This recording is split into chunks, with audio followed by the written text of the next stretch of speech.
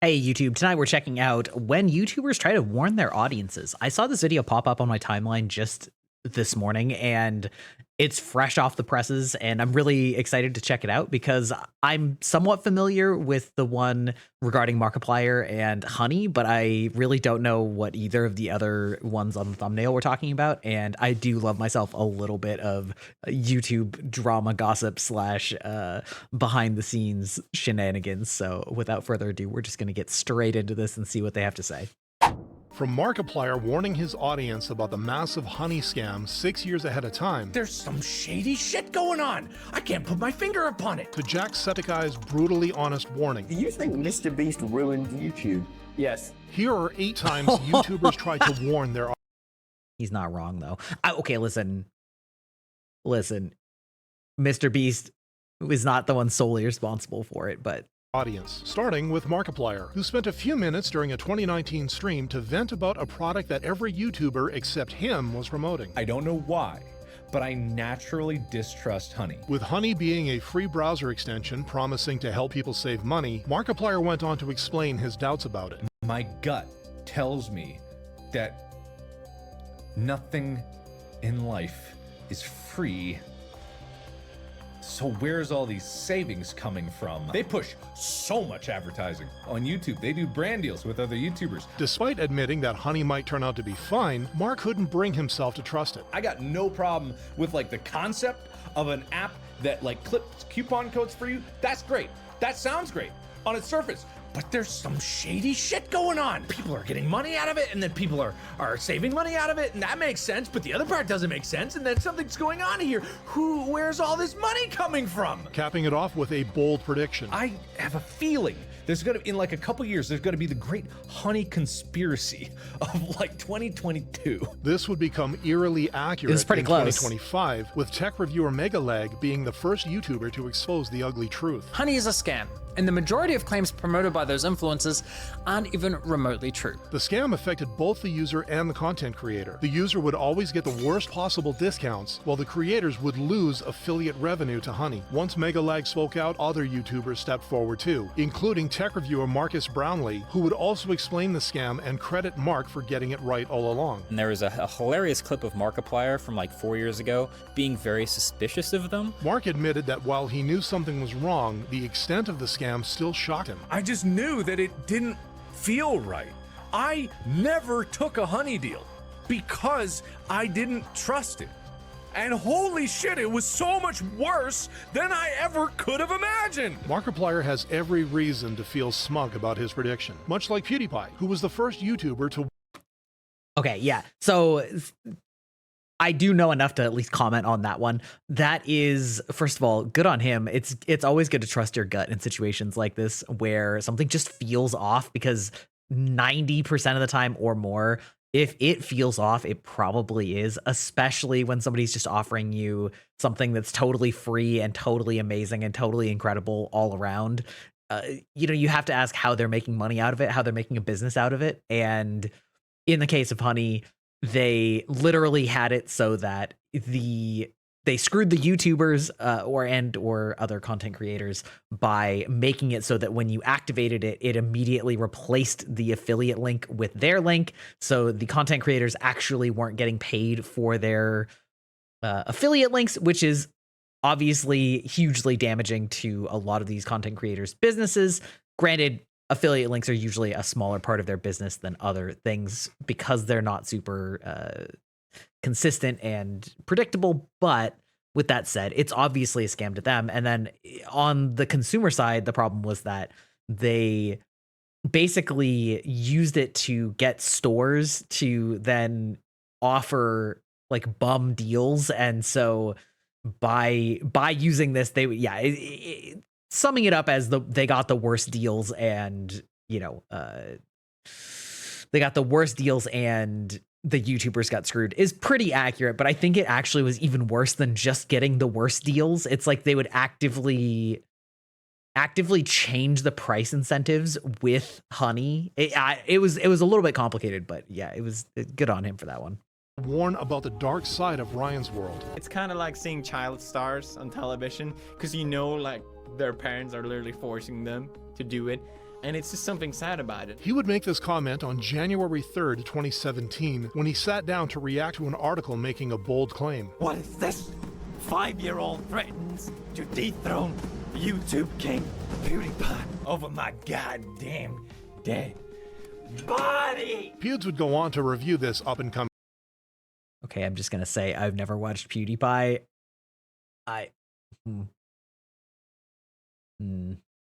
channel, only to be left thoroughly unimpressed. But it wasn't just the content that left a bad taste in his mouth. Who will you hatch? See, she doesn't even let him finish. He was clearly about to say something there. Besides the pattern of parental manipulation, Pewds noticed another odd thing about Ryan's channel. Have you ever seen a video with 11 million views and 9,000 likes? Please direct me to that video because it doesn't exist. These are not real people. These are not real views. PewDiePie would end his rant with a funny skit that would end up being scarily close to the reality of most child YouTubers. Can you do it again, baby? But can you do it with more energy? More energy? Yeah, hey, here's a Red Bull, okay? Mommy needs some dollars, so you need to look happy. 8 years later, Ryan's channel has come under intense scrutiny for parental exploitation and shady business practices, ultimately proving Pewds right. But while PewDiePie didn't personally know Ryan, controversial YouTuber Vicky would give a chilling warning about someone she knew very well. Okay, interesting. I do think that that's... I think that the whole market around videos for children is really dangerous and really a landmine. I feel like I remember there was this whole thing where there were a whole bunch of videos that were obviously marketed towards children using characters from children's TV shows and things like that, and then they were just vile. There's some really weird dark stuff with things for children, and the whole making your child famous thing is like really creepy. It's bad enough in Hollywood, and it is really bad in Hollywood also, but I don't know. It is definitely very exploitative to basically try and make a career out of your child on camera. Like, yeah, no, I mean, good on him for calling it out as weird, but ugh. Vicky, real name Victoria Rose, first rose to fame in 2017 after using racial slurs and claiming to be black. I took the test. Classic. And they said I'm black. That means I have the right to tell y'all that I'm black. But it became pretty clear that Vicky was just building a persona to chase clout, much like fellow flexer Lil Tay. I dropped 200 racks on this car, and I'm only 9 years old. Vicky and Tay's paths would cross due to Vicky's feud. Okay, listen, I know that I make jokes about being a boomer and out of touch, but this is fucking weird. This is weird. With another controversial teen, Bad Baby, aka the Cash Me Outside girl. Me and my blood sister. You feel what I'm saying? These broke ass bitch. Bad Baby is a bitch. But on June 29th, 2018, Vicky would make a surprisingly serious video after she discovered the concerning truth about her friend. Lil Tay is a little girl, a 10-year-old girl who came from Canada, who plays ballet. You know what I'm saying? She don't know nothing about no rappers. She don't know. Okay, listen. The irony of any of these people calling out any of the other of these people for being inauthentic is mind-blowingly hilarious to me. Like literally the metaphor of the pot calling the kettle black. I cannot with this. Nothing about flexing. It's her brother that runs her account. Going on to explain why this was so bothersome. She's really a good person. Like, it's just her brother in her ear telling her what to do. He started yelling at her, was like, why'd you do that? You did it wrong, da-da-da-da-da. And then she started crying because, like, she's 10 years old. She doesn't know how to handle all that. Fans were quick to appreciate Vicky's rare moment of maturity. Her warning highlighted the exploitation in Tay's life, leading to more people exposing the truth about Tay's family. Okay, but she was a 10-year-old and you were doing collab stuff with her too, right? I mean, yeah, okay, all right, speechless. And eventually allowing Lil Tay to live her own happy life. By exposing Tay's brother, Vicky's video became her most popular one to date. Much like YouTuber Polydactyl, who exposed primitive technology channels in his most viewed video ever. Just like Santa Claus and the Queen of England, primitive technology channels are a lie. backing his claim by pointing out inconsistencies with primitive tech videos. I feel like I remember hearing about this, and I don't actually know any specifics. I'm actually really curious to hear about this one because I somewhere in the back of my mind, I remember, I think, stories about people sort of faking this type of video, which, I mean, imagine faking a video on the internet. You think people would just do that? Tell lies on the internet? But curious to hear the actual, like, breakdown of it. This dude is using a stick to carve out this giant hole, which leaves very small marks in the dirt. And if you look above, you see these really big, wide marks. Something that a shovel would make. He then points out the evident excavator tread marks in the video, further proving the use of machinery behind the scenes. But that wasn't all, as the inconsistencies with nature kept adding up. What's this? He's splitting bamboo with a hatchet? Hatchets do not pop up in nature, all right? Have you ever seen a field of hatchets? Me neither. Putting the final nail in the coffin by highlighting the scheme behind these channels. Either like the village or some company came in, they hired a team, and just every once in a while, they said, hey, stop working. We're gonna have this dude come out and hit it with a stick a couple times. Since then, many YouTubers have exposed the truth about primitive technology channels in recent years, prompting people to appreciate Poly. Now, while Polydactyl can gloat about being right, the side...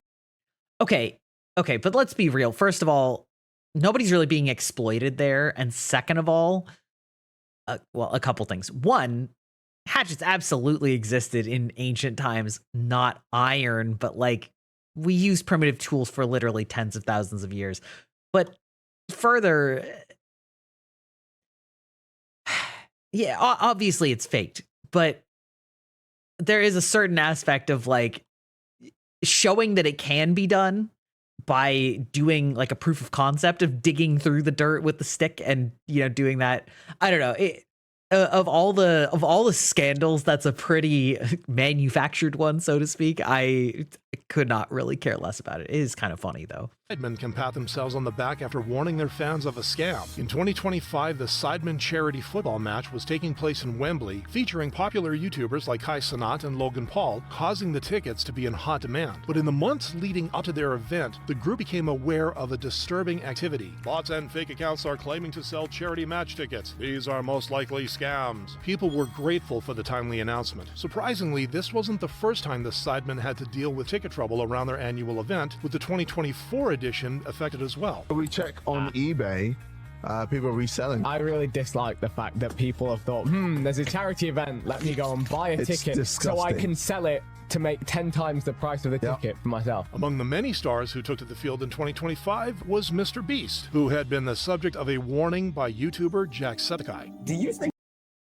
Okay, he's actually doing a really good job of sort of segueing these topics into one another, but yeah, scalping is something that is increasingly a problem in the digital age. It's been a problem for a long time, but it's especially a problem now with technology.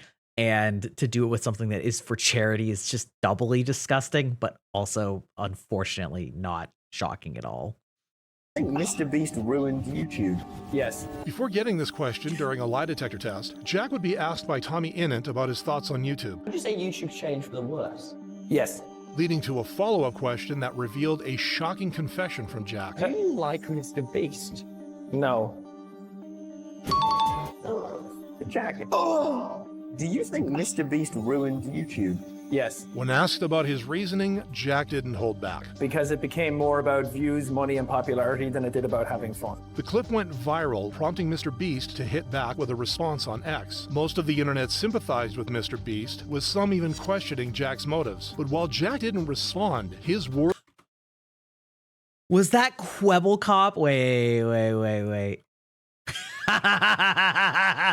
Okay. The absolute irony of Quebble Cop complaining about this is so funny. If I'm remembering correctly, isn't he one of those YouTubers that first tried to do full YouTube automation where basically he had really shitty AIs pretending to play Minecraft, except even that was fake, and then like doing voiceovers and then doing all these other things?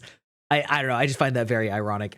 I do think that Mr. Beast had a very outsized impact on the platform. There's plenty of other things that are problems with YouTube that have nothing to do with him. And I think that he gets a lot of hate that is undeserved for the videos that he does. I still don't really like his videos. And I don't blame Jacksepticeye for thinking that he had a strong negative impact. I think that a lot of the big YouTubers have had a strong negative impact on YouTube, partly because people frequently on YouTube will copy what other people are doing on YouTube, and that itself is problematic and annoying, even if the creators themselves are not problematic. And then there's the whole aspect of lots of creators on YouTube being problematic, or just creators in general. But I don't know. I think Mr. Beast gets a lot of undeserved hate. There's plenty of things to criticize about him, though, and I don't think Jack was speaking really out of turn here, so... Jack didn't respond. His words would loom large a few months later as Mr. Beast faced one controversy after another. From YouTube medical expert Dr. Mike criticizing Lunchly, I usually don't make... Okay, now that is a... The whole Lunchly thing, actually literally everything about it, both who he's partnering with and also what the actual food itself is videos discussing creators' products, but when terms like healthier or better for you get tossed around, I feel it's important to set the record straight. to allegations around the dangerous conditions in the Beast games. Over a dozen people who participated in the first installment of Beast Games said that they had not received adequate food or medical care, and that some competitors had suffered injuries from the physical challenges. The internet has started digging into the problems with Jimmy's content, giving even more weight to Jack's warning. However, Jacksepticeye isn't the only one to have been wary of Mr. Beast. With British content creator... Oh, I actually know this one. Yeah, I don't know. I think things like competitions of like people getting hurt, that happens. I'm not sure what the details are on whether there was adequate protection or not, but if you're doing any kind of physical competition, people can get hurt, and I'm sure that they signed waivers saying that they acknowledge that they're aware of this. I'm an avid fan of Survivor, which, yes, I know I'm old and it's an old show. People get seriously injured on that show. It is actually real, like, damage to people that is done, and it's still allowed to be on air. Everybody that goes there knows what they're getting into, and, you know, I don't know. That aspect is sometimes when you're signing up for something dangerous, I don't really fault the person who is building it as long as they're making a reasonable effort to do it. I haven't looked into whether or not he is making a reasonable effort to do it or not, but I don't think that you can just say, well, like, people got hurt as like necessarily some sort of sinister thing. But I do know that Chris does not like him, and I like Chris Broad a lot, so I pretty much already know what this one's going to say. But Chris Broad also taking digs at the world's biggest YouTuber for his association with Logan Paul. It's very strange. Like, how could Mr. Beast, a guy who is famed for being a genius, who mastered the algorithm... Oh my God, I know that everybody says it, but his smile just does not reach his eyes. It is the most fake ass looking shit, and that's coming from somebody who literally has a digital avatar for a smile. How could he not calculate that partnering with such a man would be anything other than a shit idea? Logan Paul wouldn't be spared a warning either. And in the years since, the headlines surrounding this guy have continued to spell bad news. There's not been much in the way of a redemption arc. Bringing it full circle with Hatua Girl. What makes it crazy is how she condensed the 5-year lifespan of a modern influencer into just like 2 or 3 months. Step 1, have a viral moment. Step 2, have a podcast. Step 3, unleash a cryptocurrency, which quickly goes wrong. Chris doubled down on his warning, explaining why it was important to heed it for future generations. And if the people at the top of this platform with unimaginable reach don't have a good moral compass to guide them, then we all lose for it, particularly the next generation growing up watching this, especially if they're raised on a diet of Lunchly.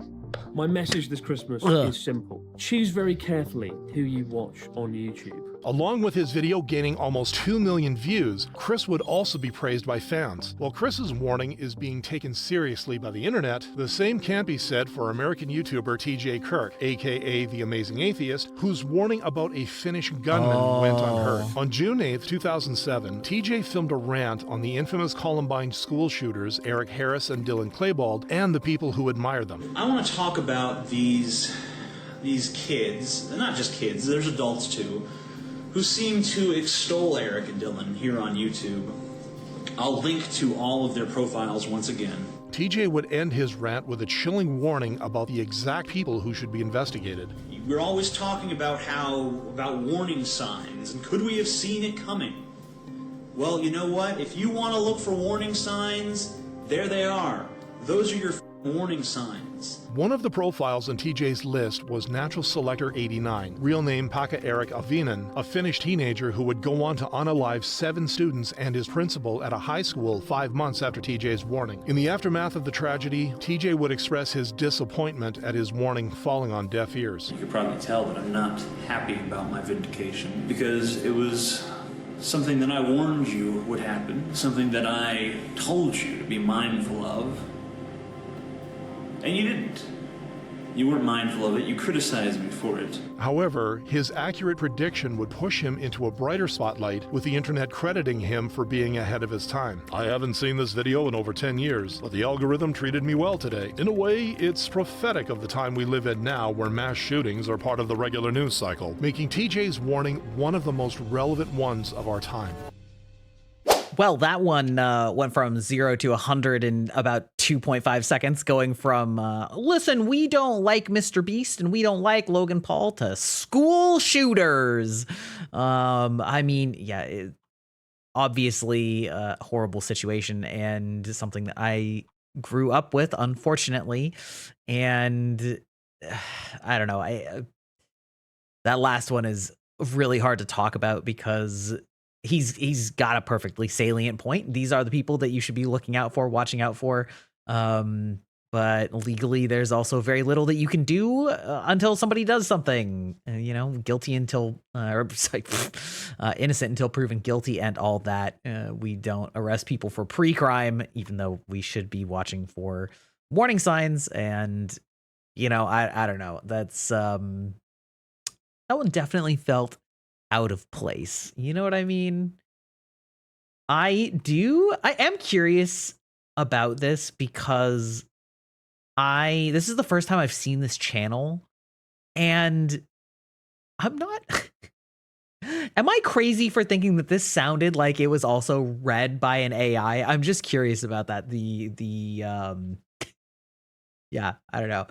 I guess let me know. Maybe that's just the guy's voice. But regardless, interesting video. It was fun to catch up on some internet history. I knew about half of them, and the ones that I didn't know were so outside of my zone of information that I pay attention to that I guess I'm not surprised I didn't hear about them. But anyway, if you enjoyed this, make sure to like and subscribe and leave me a comment if you have anything that you think I should watch or anything other than anything else I should watch, or any channels, any specific videos, what have you. And other than that, have a lovely day. Ta-ta.